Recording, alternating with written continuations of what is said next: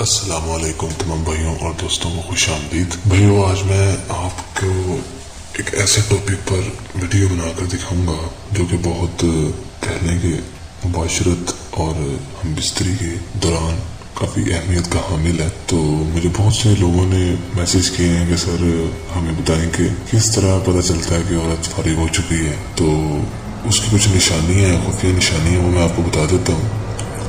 भाइयों, जो औरत होती है उसकी फारिग होने की अलामात कुछ हैं जो मैं उनमें से कुछ आपको बता देता हूँ। और सबसे पहले ये कि जब भी आप बिस्तरी करें, मुबाशरत करें, तो आपको पता होना चाहिए इन चीज़ों का। तो पहली जो उसकी अलामत है, निशानी है, वो ये है कि औरत का दिल जोर से धड़केगा। दूसरी निशानी ये है कि उसके जो पस्तान होते हैं, पस्तानों में हल्का सा बढ़ावा आएगा, बढ़ेंगे, उभरेंगे। कुछ औरतें लज्जत की इतनी इंतहा तक पहुंच जाती हैं कि आवाज करने लग जाती हैं। और नंबर 4 है, उसका जो फिर्ज होता है उसका मुंह बढ़ जाता है। आप गौर कीजिएगा, मुबाशरत करने से पहले, मुबाशरत करने के बाद, तो आपको इस चौथी वाली निशानी की भी पहचान हो जाएगी। तो 5वीं निशानी ये है, वो आपसे बहुत नजदीक से गले लगेगी और हम बिस्तरी मुबाशरत के मुतालिक अपने सारे ख्यालात और फीलिंग्स को